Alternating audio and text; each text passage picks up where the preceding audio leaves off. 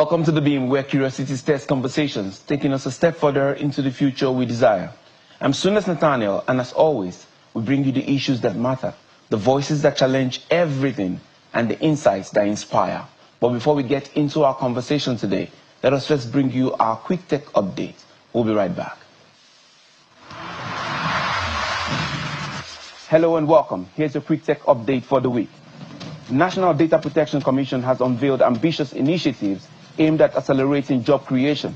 At a briefing to mark the 2025 National Privacy Week, the National Commissioner, Mr. Vincent Olatunji, emphasized the Commission's strategic focus on human capital development, while outlining how data will serve as a catalyst for economic growth. Meantime, the federal government has announced the launch of the Deep Tech Ready Upskilling Program, designed to equip Nigerians with foundational skills and advanced competencies required to thrive in the field of data science, artificial intelligence. And the Minister of Communications, Innovation and Digital Economy, Dr. Bosun Tijani, who announced the launch, said the program was also part of efforts to strengthen the 3 Million Technical Talents Initiative. On the foreign scene, with the rise of DeepSeek, President Trump's Commerce Secretary nominee, Howard Lutnick, told his U.S. Senate confirmation hearing that he favors their cross-border tariffs targeting countries rather than products, while signaling a hawkish China stance. According to Lutnick, tariffs can be used to create reciprocity, fairness, and respect. I think the Chinese use our patent office against us. They use our laws. They have huge applications, and those applications are growing like fire. Their trademarks, what they would do is they would say Senator Bud, and then they'd say S Bud and S Bud S. They just go right around your trademark and abuse it. So I think we need to stop that. We need to address it. We need to stop it. We need to end it. And we need to have countries understand if you do not respect our company's IP there, you should not respect the same treatment here. Reciprocity is a word that really is effective. Meanwhile, Britain will become the first country to introduce laws against AI tools used to generate sexual abuse images. The British government says it will make it illegal to possess, create, or distribute AI tools designed to generate sexualized images of children, punishable by up to 5 years in prison. And finally, South Korea will ask Chinese startup DeepSeek how it manages users' personal information. Seoul's data watchdog says it intends to submit its request in writing to obtain information about how DeepSeek handles personal data. Now that's your quick tech update for this week. Stay tuned for more cutting-edge news from the ever-evolving world of technology. Enjoy the rest of the program.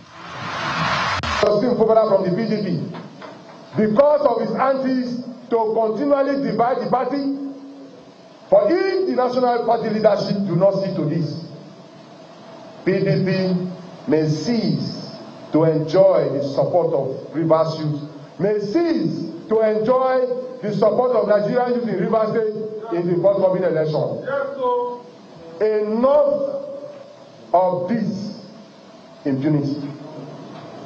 Rivers youth vehemently stand by the rule of law, and we shall not condone anything that threatens our nascent democracy, anything that threatens the peace and development of Rivers State and in Nigeria at large.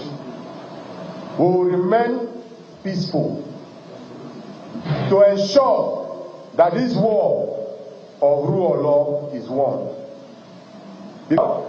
Are you going to allow 2 or 3 persons spend Rivers money without appropriation bill? No.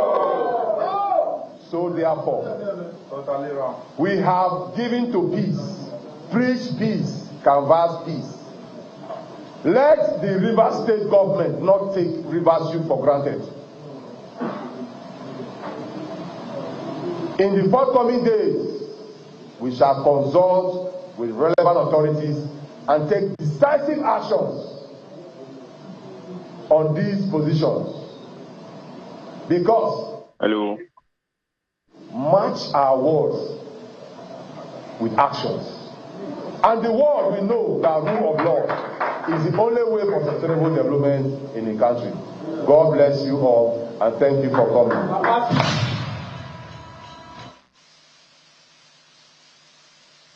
Get into today's discussion. The Niger Delta, a land of immense wealth, yet burdened by oil spills, environmental degradation, and political tension at the heart of it is the question, can the youth truly drive change, or are they merely pawns in a political game?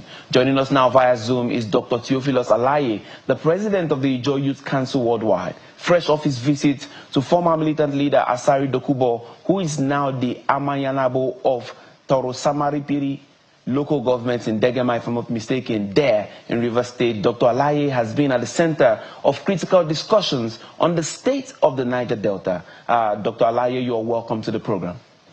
All right. Let's begin with your recent visit to Asari Dokubo, his endorsement of your leadership. It comes at a crucial time when, you know, people are asking themselves, what is the way for the Nigerian youth? What's the way for the Niger Delta youth? What's the way for the region? And then the question becomes, in a broader sense, what really does that endorsement which he gave you when you visited him, what really does it play out, or how does it play out for the larger good of the Niger Delta, from the Ijaw youths to the Niger Delta proper? How does it play out? Of the source, one that understands the struggle of the people of the Ijaw national, ethnic nationality, and he has contributed immensely for the growth, the well-being, and the survival of the Ijaw ethnic nationality. And if someone of that caliber has been given a throne and staff of office has been handed over to him as one-time president of council, it is expected of us to go and celebrate and share with him. That is what took us to Elim Kalabari, where the Amayanaba of the source, King Alazi Asari Dokubo, received us, and we had one or two discussions. Be that as it may, you know, the IYC is a movement, it's a pressure group, and it has its own focus and goal. The goal of Ijaw Nation, IYC, is resource control by any means.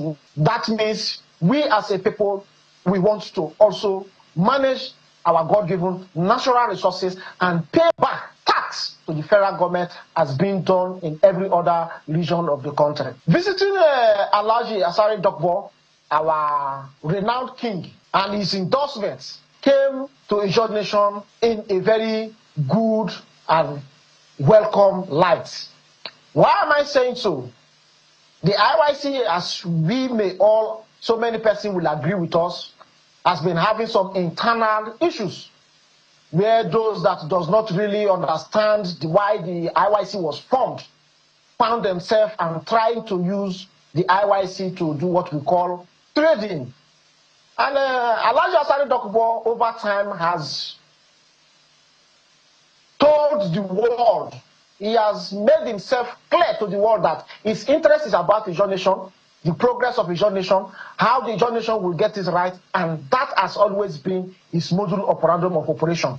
So he has also come to understand, and he has also agreed with us, that some persons that are in the IYC is not interested in how Ijaw Nation is going to survive, how we are going to get our resources to feed ourselves, but how they will use our platform to feed fat and get rich and abandon majority of Ijaw youth. And as a revered king, he understands that the essence of the formation, which, mind you, he was among the founding fathers of the IYC. And he believed that the IYC is to be used for the movement survival and the actualization of resource control in the Niger Delta.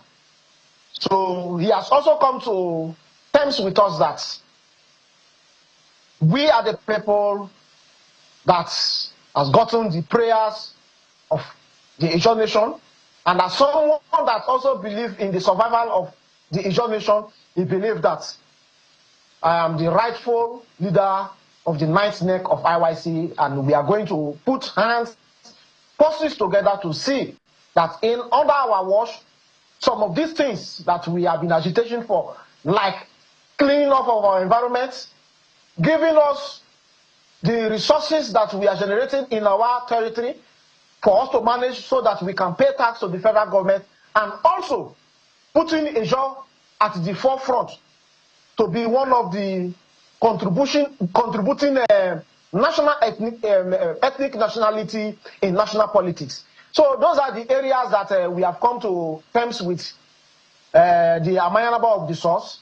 And he said that we will collaborate together to see how under our watch the Ijaw nation will be liberated from the oppressors, those that doesn't want us to benefit from the resources that we are contributing to the Nigerian government. Then secondly, that you have brought in, I want to go to the next question quickly. It's beautiful that you have brought in the resources, because during that visit it was a major thing. You know, you talked about oil spillage, environmental degradation, and the devastating fires, you know, within the communities. And then the question becomes, you know, looking at the recent one, the oil well 8 OML 18 in Bukuma, and then the question becomes, what is happening at this moment, and what are the youths doing in essence to say that, hey, this will not continue in the Ijaw nation, and this nation has to be cleaned up?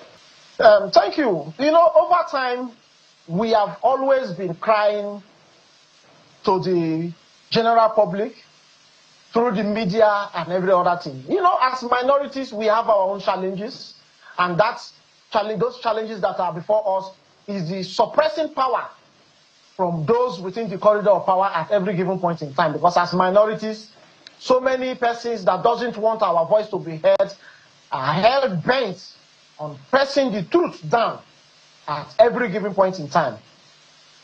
The OML 18 that is having issues presently at Bukuma is one of so many incidents that has been happening here in the Niger Delta, especially the Ijaw territories. You know, when we talk about facilities that are domiciled here in the Niger Delta, 80% of this oil and gas facility, if I'm not mistaken, is domiciled here in Ijaw lands.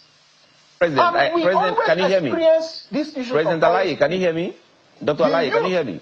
Please just give us a minute, because we need to take a break now. I want you to continue fully in that thought when we are coming back from this break. I mean, this conversation is just starting. We're going to go deeper into the oil spillage and the problems within the Niger Delta, especially within the Ijaw nation as we speak. And that's what Dr. Alaye is going to pick it up when we come back from this break. Just stay with us. We're going to be unpacking all this.